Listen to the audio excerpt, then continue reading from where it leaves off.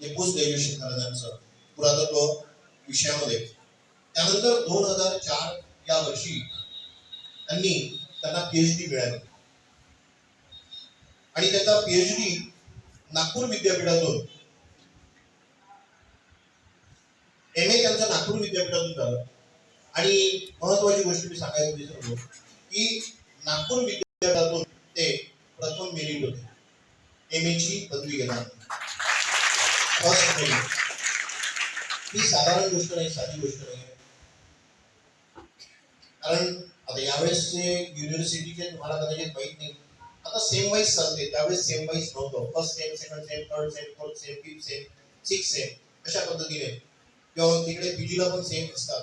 परंतु त्या काळामध्ये ह्या सेमेस्टर वाईज एक्झाम नव्हत्या. त्या एका वेळेस वर्षभर अभ्यास करणे आणि ती पदवी मिळवणे, आणि त्यामध्ये ते प्रथम मेरिट होते. 2004 या वर्षी त्यांनी PhD मिळवली. त्यानंतर महाराष्ट्र शासनाच्या पुरातत्व विभागात विविध पदावर ते कार्यरत होते.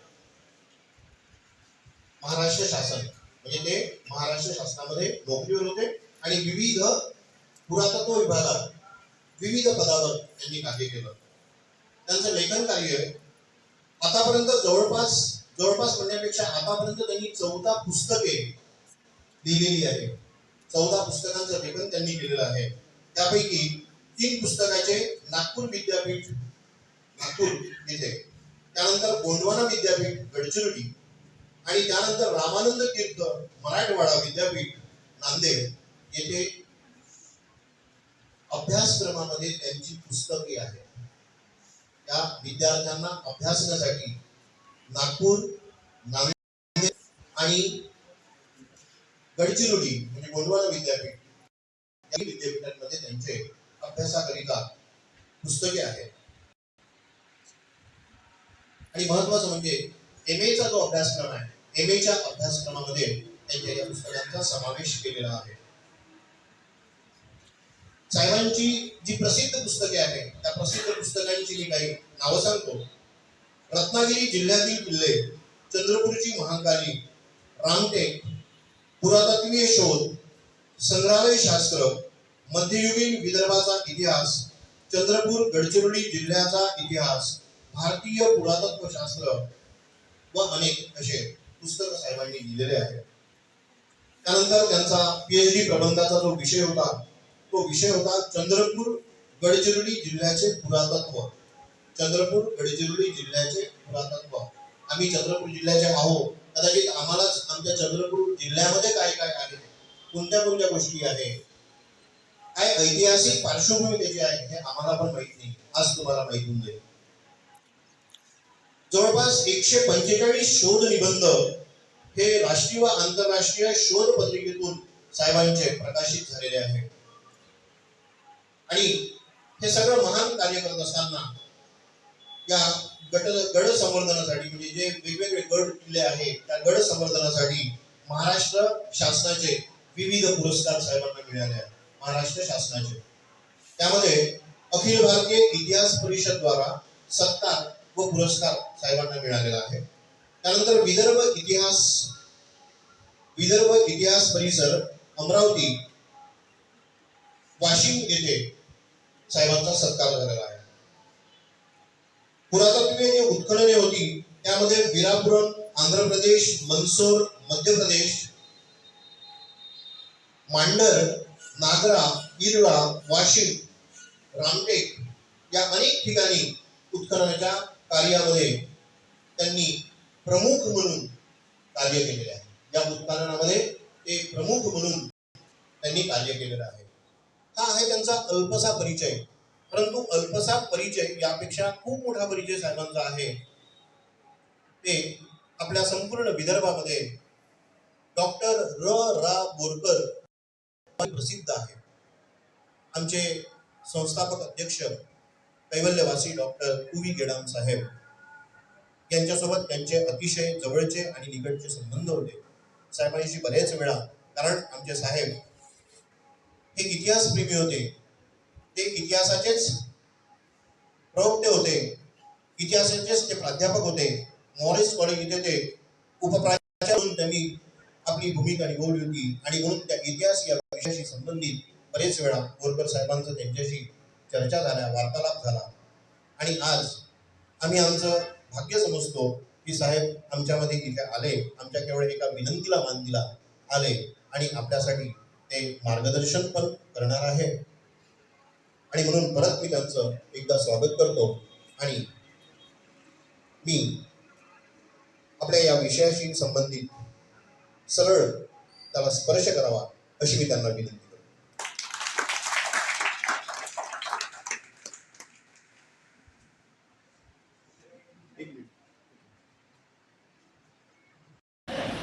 सरस्वतीचं काम होतं मी कारण बिना धरलेली आहे आणि लक्ष्मी का बोलतोय खाली एक सिंबल म्हणजे कुठलाही मूर्तीशास्त्र आपण जर बघितलं तर असं घेऊन चालला नाही, काहीतरी सिंबल असतो त्याला ओळखण्यासाठी. आणि ह्या विषयावरती आपण जर बोलायला लागलोय तर अनेक लागेल. मी फक्त तुम्हाला भारतामध्ये नेमकं काय हे दाखवण्याचा प्रकार करत आहे. आता बघा, बौद्धाचं शब्द आपल्या जैन आहे, हे जैनाचं शिल्प आहे, जैन यक्ष म्हणून आहे. कुठल्या विषयीच्या नावात नाही शिक्षण दिले हा 10व्या शतकातलं हे त्याचे शिल्प आहे जैनाचं. त्यानंतर त्याच्यातलं एक स्त्री प्रतिमा म्हणून अंबिका आहे, हे ही जैनाची अंबिका आहे, हे इसवी सनाच्या 9व्या शतकातले. आता ते आम्ही 10व्या शतकात 9व्या शतकात का बोलतो हा एक वेगळा शास्त्र आहे. कधी पुन्हा कुठल्या महाविद्यालयाने तिथे बोलत तर त्या विषयावरती आपल्याला सविस्तरपणे बोलता येईल. हे जैनाचं आहे. त्यानंतर यक्ष कुबे, संपत्तीचं साधन देणारा कुबे, हा जैन यक्ष आहे. हा 10व्या शतकातला आहे. हा मोठे पेंडूर तालुका मालवण हे सिंधुदुर्ग जिल्ह्यात आहे. सगळ्यांना दिसतोय ना, असं दिसत असं सांगत. त्यानंतर आपण हे बौद्ध आणि जैन मध्ये आलो की नंतर आपण वैदिक संस्कृतीमध्ये येतो, म्हणजे हिंदू संस्कृती ज्याला आपण म्हणतो त्या हिंदू संस्कृतीमध्ये हे विष्णूची प्रतिमा आहे, पनवेल येथे मिळालेली आहे, जिल्हा रायगड. दिसतोय सगळ्यांना? दिसतो. ह्या विष्णूचं महत्व असं आहे की इथे बघा, हा 2 हाताचाच विष्णू आहे. बऱ्याच वेळा नंतरच्या कालखंडामध्ये आपण लक्षात घेतो तर विष्णू हा 4 हातात होता, परंतु हा सगळ्यात प्राचीन विष्णूची प्रतिमा आपल्याला म्हणता येईल इसवी सनाच्या 5व्या शतकामध्ये. त्यातलं आता हा वैष्णव धर्म झाला. शैव धर्माचा आपण विचार करतो गजांतक शिव. आता हा गजांतक शिव काय, तो जो गजासूर राक्षस होता त्याचा संहार करण्याचं काम शिवाने केलेलं आहे. आता त्याची भूमिका सांगितलं त्याला अर्धा तास जाईल, त्याची काही भूमिका सांगत नाही, फक्त एवढं लक्षात घ्या की हे गजांतक शिव आहे, शिवाची प्रतिमा आहे आणि गजासुराचा त्यांनी वध केला आहे. इसवी सनाच्या 11व्या शतकातले आहे. संगमेश्वर येथे मिळालेला आहे. आता संगमेश्वर तुम्हाला माहित आहे ना, संगमेश्वराचा महत्व सांगेल म्हणून विद्यार्थ्यांकडून. जिथे संभाजी महाराजांना पकडण्यात आलं ते संगमेश्वर आहे, तालुका रत्नागिरी. संभाजी महाराज तरी माहित आहे का? सगळ्यांना माहित आहे ना. कोणाचे पुत्र आहे संभाजी महाराज? कोणाचे? छत्रपती शिवाजी महाराज. आता हे चिपळूण तालुका रत्नागिरी येथे विंध्यवासिनी, विंध्यवासिनीचं शिल्प आहे. देवीचं रूप म्हणतो ना आपण, देवीचं रूप. त्यानंतर तुम्हाला प्रकाश देतो. कोण देतो प्रकाश? सूर्य देतो ना. हे बघा सूर्यप्रतिमा. कुठल्या शतकातला आहे? 11व्या शतकातला. ठीक आहे. आता हे सूर्य का म्हणतो मी? त्याला काहीतरी आयडेंटिफिकेशन असेल ना. आता या मुलीला मुलगीच का म्हणायची? कारण वेणीपणी केलेली आहे का नाही? मला पुरुष का म्हणायचं? कमी वेणीपणी केलेलं नाहीये. आले काही फरक? तसाच हा सूर्य 2 हाताचा असतो आणि त्याच्यामध्ये 2ही हातामध्ये तो कमळ घेतलेला असतो, म्हणून त्याला सूर्य म्हणायचं. संगमेश्वर मंदिर, संगमेश्वर ते संभाजी महाराजांना ज्या ठिकाणी पकडण्यात आलेलं आहे ते संगमेश्वर मंदिर. आता हे बघा, मी तुम्हाला बुद्धाचे काही प्रतिमा दाखवले, जैनांचे दाखवले, त्यानंतर हिंदू संस्कृतीच्या काही मूर्ती तुम्हाला दाखवल्या, काही मंदिरं दाखवली. आता आपण येतो गड किल्ल्यावर. हा सिंधुदुर्ग किल्ला, जो किल्ला शिवाजी महाराज महाराजांनी प्रथम उभारला तो हा सिंधुदुर्ग किल्ला दिसतोय सगळ्यांना.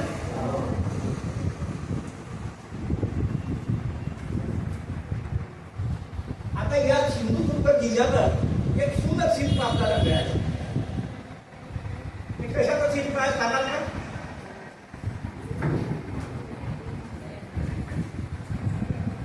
वाचून बघा थोडी सांग.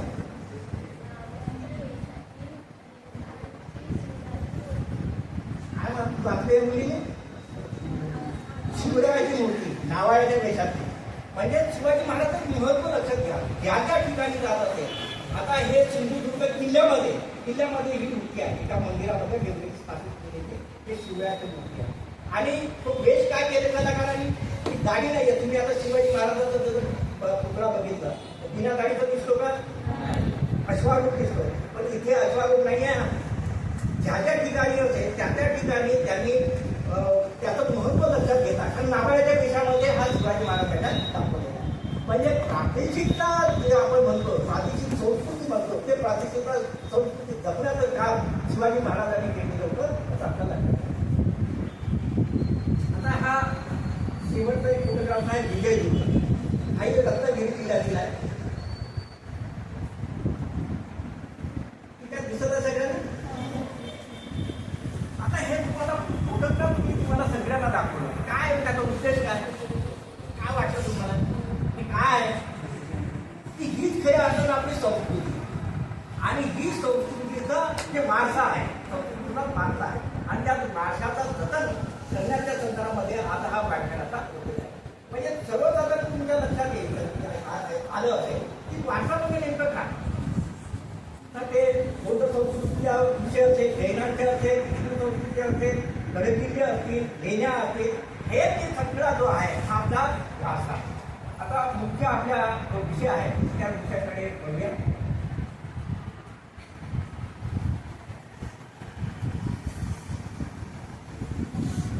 आता हा सगळ्या तुमच्या वारशाची भूमिका तुमच्या लक्षात आली. म्हणजे वारसा नेमकं काय हे तुमच्या लक्षात आलं. आता वारसा म्हणजे नेमकं काय तर आपल्याला लक्षात येईल की संस्कृतीच्या वारशामध्ये लोकसमुदायातील शब्द लक्षात घ्या. लोकसमुदायातील अनेक बाबींचा समावेश आहे. त्यामध्ये तत्कालीन चालीरीती असेल, रहनसहन असेल, त्याच्या धार्मिक व्यवस्था असेल आणि या व्यवस्थेतून जी साधने निर्माण झालेली आहे ती आपल्याला वारसा. आता मी हा शब्द प्रयोग केला की लोकसमुदाय. आता हे लोकसमुदाय नेमकं काय? लोकसमुदाय याचा अर्थ असा आहे की बुद्धाचं तुम्हाला आम्ही दाखवलं म्हणजे एक बुद्धाचं त्याची रहनसहन, त्याची चालीरीती, रीतिरिवाज, परंपरा वेगवेगळ्या पद्धतीने आहे. जैनांचं दाखवलं त्यांची वेगळी आहे, हिंदूचं दाखवलं त्याच्या वेगवेगळ्या आहे. त्या सगळ्यांचं ज्या ज्या पद्धतीनं त्यांनी ठेवून घेतलेले आहे त्या प्रमाणाचं वारशाचं आपल्याला सतत हा विषय अभिप्राय. दुसऱ्या अर्थानं आपल्याला या वारशाच्या संदर्भामध्ये सांगता येईल की आपल्या पूर्वजांनी ज्या ज्या वस्तू तयार केल्या आणि त्यांचा अंतकाळ झाल्यानंतर त्यांनी ठेवून दिलेल्या आहेत त्या सगळ्या वस्तू आणि वास्तूचं जतन करणे, त्याच वारशाचं जतन करणे हा त्याचा विषयाचा हा गांभीर्य आहे. आता तुमच्या लक्षात आलं असेल की वारसा म्हणजे काय हे लक्षात आलं. वारसा म्हणजे फोटोग्राफ वरून तुमच्या लक्षात आलं की नाही आलं. त्याच्यात काय काय शिकलो आपण, त्या वारशामध्ये काय काय बघितलं आपण. कुठं बघितले? बुद्धाच्या संदर्भामध्ये बघितलं, जैनाच्या संदर्भात बघितलं, हिंदूच्या देवी देवता संबंधी बघितलं, मंदिरं बघितली, गडकिल्ले बघितले. हा सगळा वारसा. तर हा सगळा वारसा भारतीय संस्कृतीचा हा प्राचीन, केवळ प्राचीन म्हणून नाही तर ते वैभव संपन्न सुद्धा. आणि हा संपूर्ण वैभव संपन्न वारसा हा संपूर्ण देशामध्ये काश्मीर टू कन्याकुमारी, बंगालचा उपसागर ते अरबी समुद्र ह्या संपूर्ण परिसरामध्ये हा विखुरलेला आहे. आपल्याला तुम्ही दिल्लीला गेला तर राष्ट्रपती भवन बघितल्याशिवाय आपण येणार नाही, त्यालाही पाहणार कुठून मिळणार आहे तिथं. त्यानंतर आग्र्याला आले तर ताजमहाल बघितला नाही. ताजमहाल बघितलं का? हात वर करा, कोण बघितलं का ताजमहाल? बघितलं नसेल कधीतरी तुम्ही आता काय हा 12वी हा स्टेज आहे, मोठे झाल्यानंतर ती बघा. तुम्ही इथे ओरिसामध्ये गेला तर कोणार्क मंदिर आहे, त्यानंतर अनेक त्याच्यामध्ये अनेक मंदिर आहेत, जगन्नाथ मंदिर आहे. महाराष्ट्रातच आपण जर विचार केला कमी मोठा वारसा आहे का? अनेक गडकिल्ले आहेत. गडकिल्ल्याबरोबरच अनेक गुफा आहेत, म्हणजे ते भाजा असेल, कार्ला असेल, इतर गोळ्या असेल, असे अनेक केव्ज आहेत, अनेक मंदिर आहेत. असा वैभव संपन्न असा हा परिसर संपूर्ण भारत खंडामध्ये हा पसरलेला आहे. आणि या आधारे हा वारसा जर नसता, आता तुम्हाला मी अडचण हत्यारा दाखवली की नाही, ते आपल्या जवळ नसते तर हा प्रागैतिक मानव जो होता तो कशा प्रकारचा दंडी हत्यारे वापरत होता हे आपल्या लक्षात आलं होतं का? म्हणून ह्या सगळ्या वास्तुरूपीय वारशावरून आपल्याला प्राचीन इतिहास, केवळ प्राचीन इतिहास नव्हे तर प्राचीन इतिहासाबरोबरच अर्वाचीन इतिहासाचे सुद्धा आपल्याला ओळख. आता हे जाणत जर आपण नष्ट करायला लागलो आपल्याला इतिहास ओळखता येईल का? इतिहास तरी लिहिता येईल का? शक्यच नाही. आणि म्हणून हा जो वारसा आहे हा वारसा जतन आणि संवर्धन करण्याची जबाबदारी ही आपली आहे.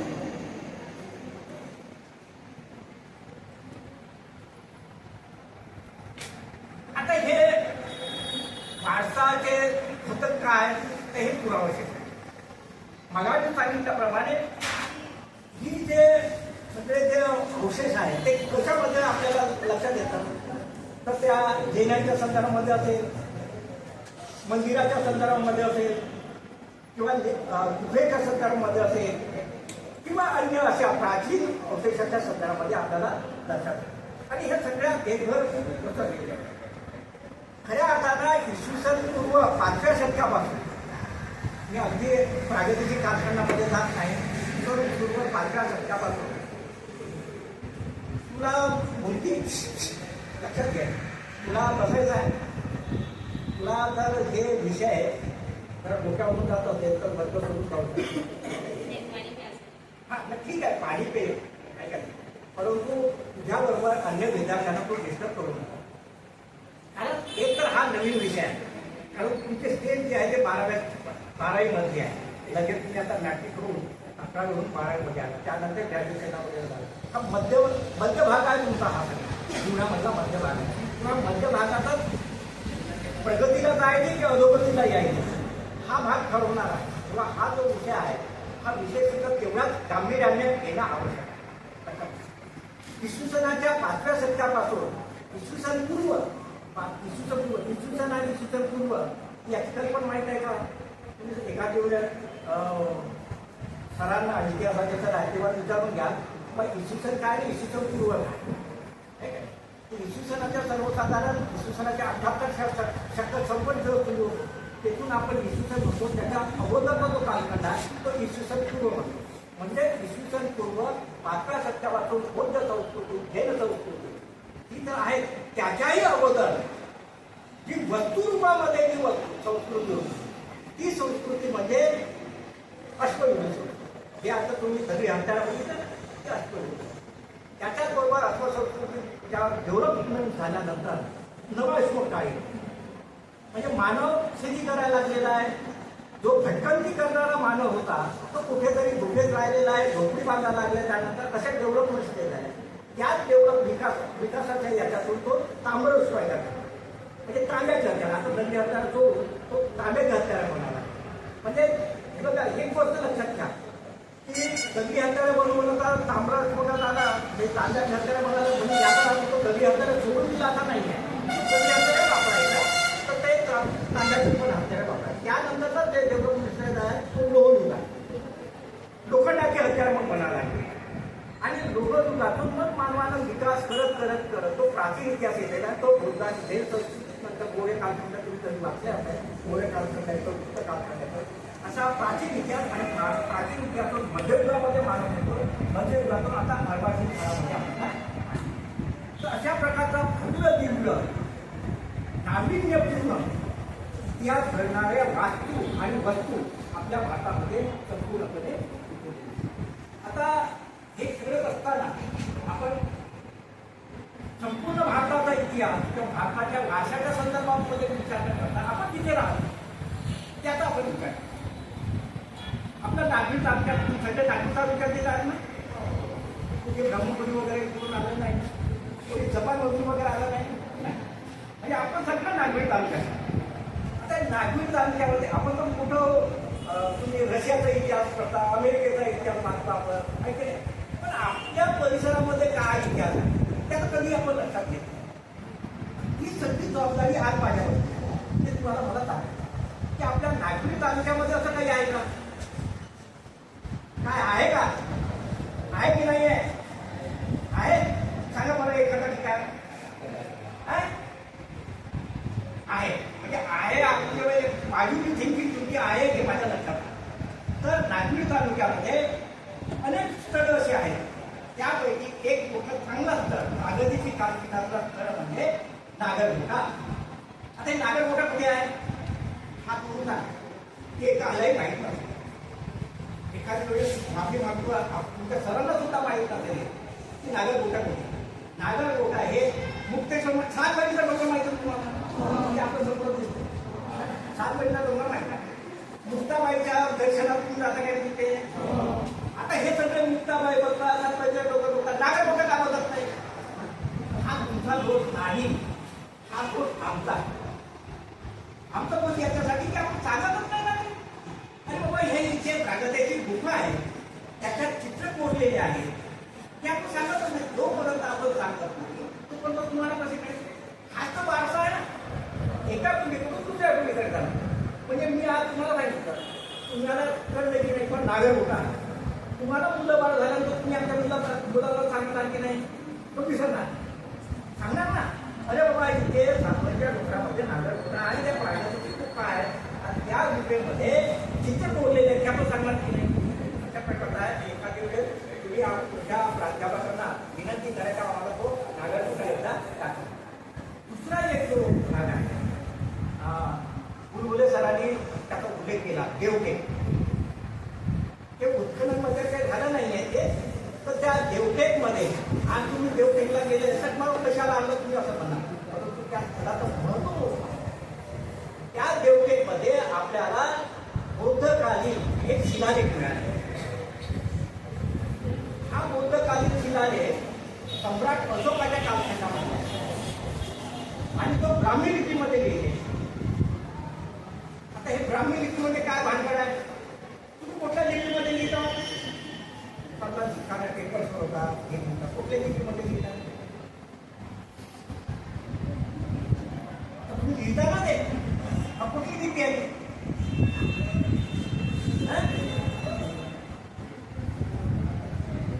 लिहितच नाही का तुम्ही, आणि लिहिता ते कोणती लिपी आहे. देवनागरी लिपी आहे ना की मराठी लिपी आहे. मराठी हे भाषा हे तर जाऊन तुम्हाला काय ते पुष्कळ काढण्याचा प्रयत्न केला. सर्वसाधारण लिपी आणि भाषा याचाच आपल्याला अभ्यास करा.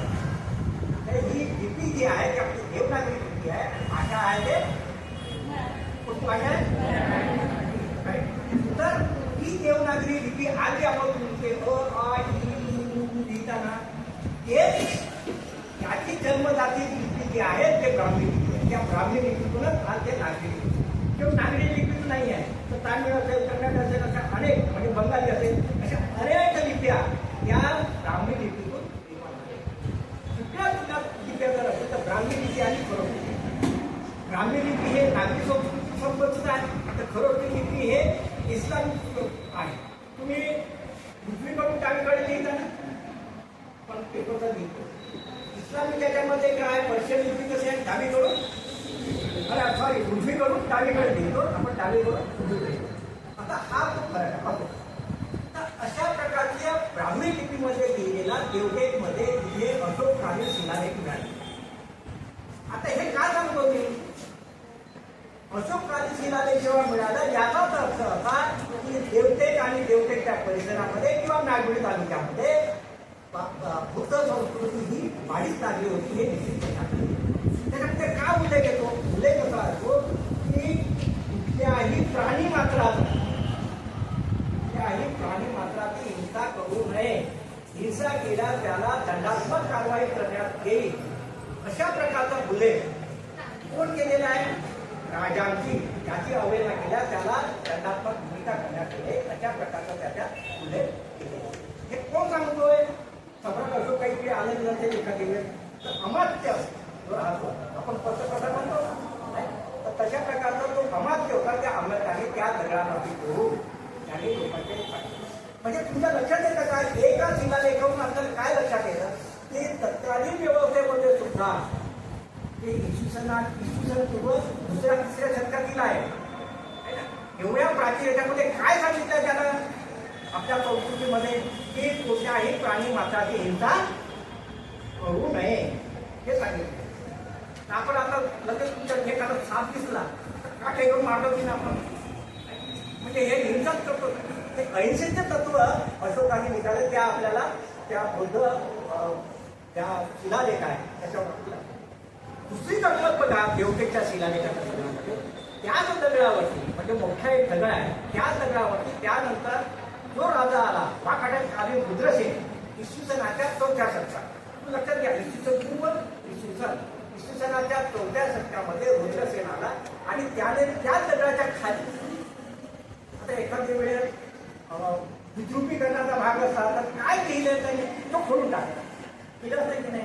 तुम्हाला एखाद्या वेळेस एखाद्या मैत्रीला एखादा शब्द दिला तर खोडून टाकलं नको त्याला हे माझं काहीतरी ही भूमिका आहे. परंतु ही भूमिका तत्कालीन व्यवस्थेमध्ये नव्हती. त्याच दगडावरती रुद्रसेन वाकाटक नव्हे रुद्रसेन यांनी 4थ्या शतकामध्ये एक शिलालेख लिहिलेला आहे. ही ब्राह्मी लिपीतच आहे त्याच्यात डेव्हलपमेंट झाल्याच्या लिपीमध्ये आणि त्या लिपीमध्ये तो म्हणतोय मंदिराचा उल्लेख करतो. कुठल्या मंदिराचा उल्लेख करतो? शिवाच्या मंदिराचा उल्लेख करतो. शिवालय स्थापन झाले अशा प्रकारचा काय या दोनच गोष्टीवरून आपण काय शिकतो? इथे धार्मिक तेढ नव्हती. बुद्धांचा आहे तसंच ठेवलेला आहे. त्यानंतर हा शैवधर्मी होता शिवाला पूजणारा होता तरी त्यांनी इथे आपलं जे काही म्हणणं आहे त्यांनी ते मांडले आहे. हे आपल्याला म्हणजे सर्व धर्म समभावाची कल्पना या आपल्या देवटेकच्या शिलालेखात. देवटेकचा शिलालेख आज तिथे नाहीये. हा तो शिलालेख मिळाला देवटेक जवळ चिकमार म्हणून गाव आहे. त्या चिकमार त्या चिकमाराचं ज्याला नाव आहे चिकामुरी त्या चिकामुरीमध्ये तो मिळालेला आणि तो शिलालेख आज मध्यवर्ती संग्रहालय ज्याला अजय बंगला म्हणतात त्या अजय बंगल्यामध्ये सुस्थिती त्याला सतत हा खऱ्या प्रकारचा वारसा आहे. आता तो मिळालाच नसतो ह्या गोष्टी मला सांगता आलं असतं का? हा तर वारसा आहे. तिसरा नंतर जेव्हा आपण नागवेमध्ये नागवे हे तालुक्याचं ठिकाण आहे. नागवे सगळ्यांनी पाहिलं. नागवे पाहिलं नाही असा अशी एखादी विद्यार्थी सांगावं त्यांनी याला नागवेला गेलेच नाही आहे सगळ्यांनी गेले नागवे. आता त्या नागवेमध्ये मिनीर आहे. ह्या पूर्वपासून काळातील 2 युगाची संस्कृतीची संबंधित तिथे अवशेष आहे. ते आपण अवशेष कधी बघितले का? हा तुमचा दोष नाही. हा दोष सांगा आम्ही कधी सांगितलंच नाही ना. बाबा तुम्ही नागवीला जाता तिथे आईस्क्रीम खासाठी जाता तर आईस्क्रीम खाता बाबा हे तिथे मिनिट आहे त्याच्यामध्ये त्या लोहरीपाशी संबंधित अवशेष आहे ते बघून या. आणि तिथे तुम्ही तालुक्यामध्ये तहसील ऑफिसमध्ये गेला बऱ्याच वेळा ते विद्यार्थ्यांचे प्रमाणपत्र वगैरे काढासाठी तहसील ऑफिसच्या जाताना एक गड म्हणतो आणि निसर्गयान म्हणून असा एक त्याच्यामध्ये बोर्ड लिहिला त्याच्या बाजूला गेला म्हणजे शिवटेकडी आहे. शिवटेकडी तर सगळ्यांना माहित आहे काय आणि शिवरात्रीच्या वेळेस सगळ्या विद्यार्थी जातात मला माहिती नाही त्या शिवटेकडी त्या शिवटेकडीच्या पायथ्यातील एक मिनस. आता हे मिनस कशी आहे काय त्याचं महत्व आहे या मिनसला? तर लोकयुगाशी संबंधित असलेली त्याला मशालभूमी म्हणून ती स्मशानभूमी. त्याच्या अर्थानं दुसऱ्या अर्थानं ते जे स्तंभ उभारलेले आहेत ते स्तंभ उभारत असताना एक स्मृतिस्तंभ आपण म्हणू, ते स्मृतिस्तंभ त्याच्यामध्ये उभारलेले आहे. मानवाचं दफन झाल्यानंतर जे आपले वडील मेले किंवा आपला पूर्वज मेला तर तो मेल्यानंतर त्याचा तिथे दफन करायचं आणि दफन केल्यानंतर त्याची स्मृती राहावी म्हणून त्याच्या स्तंभ उभारला जातो आणि तिथे तुम्हाला ते मिनिट तुम्हाला तिथे बघायला मिळते. आता चौथा भाग जो आहे सगळीकडे आपण पांडव लेणी वगैरे म्हणतो, सीतेची नाणी सगळ्याकडे माहिती, पण त्याचं महत्व काय? कुंडाळा जे मोहाडी आहे, तुम्ही नागपूरला वगैरे जात असताना माहित आहे ना, पामणी नंतर मोहाडी येतो आणि मोहाडीला जात असताना एक फाटा होतो आणि तो कुंभाळ्याला जातो. त्या कुंभाळ्यामध्ये त्याला पांडव लेणी म्हणतात आणि खऱ्या अर्थाने त्या पांडव लेण्या नाही, त्या बौद्ध लेणी आहे आणि त्याही जुन्या काळाचे. त्याला लेण्या म्हणण्याचा याचा उद्देश असा की ती विहार आहे. 5 अशा विहार तेथे कोरलेले आहेत आणि त्या विहारामध्ये एक शिलालेख काही ब्राह्मी लिपीतच लिहिले आणि तो 7वान पीठ. याच्यामध्ये काय महत्वाचा काय भाग आहे त्याच्यामध्ये लिहिलं आहे, शिव स्वामीस पुत्रस ग्राम्य प्रमयी. शिव स्वामीस पुत्रस ग्राम्य प्रमयी याचा अर्थ असा का शिव स्वामीचा मुलगा प्रमय इथे राहणार, प्रमय म्हणजे पवनी येथे राहणार त्यांनी ते कोरले. आता याच्यात उल्लेखपणा तुमच्या लक्षात येईल, शिवस्वामीचा मुलगा याने आपल्या वडिलाला महत्व दिलं आहे परंतु स्वतःचं नाव त्याने कोरलेलं नाही. म्हणजे पूर्वजाबद्दल आदर ठेवण्याची प्रवृत्ती ही त्या कालखंडामध्ये होती, हे आपल्या सहज लक्षात येईल आहे की नाही. तर अशा प्रकारचे 5 उपाय आणि ते आपण त्याच्यामध्ये बौद्ध धर्मामध्ये काय होतो, बौद्ध भिक्षू जे होते हे संपूर्ण कालखंडामध्ये इकडे तिकडे करायचे, पण वर्षाच्या काळ म्हणजे काय, वर्षाचा काळ म्हणजे काय, पावसाळ्याचे दिवस आहे ना. पावसाळ्याच्या दिवसामध्ये ते कधी भटकंती करत नाहीत नव्हते, तर ते एका विशिष्ट ठिकाणी आपलं वास्तव्य करत आहे. ते त्यांना राहण्यासाठी हे राजमार्ग होते. आता तो मोठा विषय आहे, फक्त एक लक्षात घ्या किंवा तो जो आपला कुंडाळा गाव आहे हा राजमार्गावरती होते हे आपल्या लक्षात येते. तर त्याच्यामध्ये कक्षासन ठेवलेला आहे आणि त्याच्यावरती विश्रांती करण्याची एक भिक्खू असते, त्या भिक्खूला विश्रांती करण्याचं त्याच्यामध्ये काम होतं आणि त्याच्या 5 भाग त्याच्यात.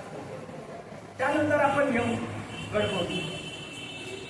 आता किल्ल्याचा आपण विचार करायला पाहिजे. आपल्या तालुक्यामध्ये म्हणजे जरी सिंगर तालुका झाला पण आपल्या नागपूरच्या गडबोडी काय आज गडबोडीच्या किल्ल्याचा आहे. धर्लोक राजा नागवंशीय धर्लोक राजा त्यांनी तो किल्ला बांधल्याचा आपल्याला फक्त दिसतंय, कागदोपत्री आहे, पण आज त्याची स्थिती वाईट आहे. अगदी झाड्या झुडपांनी तो भरून गेलेला आहे. म्हणजे तुम्ही जर गेला तर तो किल्ला आहे की नाही आहे.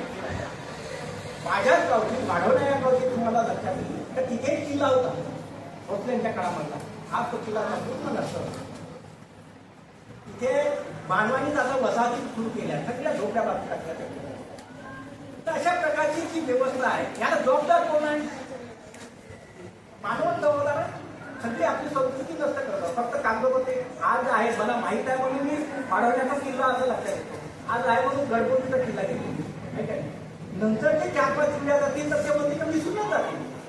हे फार मोठा धोका आहे इतिहासाच्या दृष्टीनं, संस्कृतीच्या दृष्टीनं आणि कुठल्याही देशाच्या प्रगतीचे टप्पे उलगडण्याच्या दृष्टीने हा फार मोठा धोका आहे. याचा वाटा नको होण्याचं प्रकार आहे.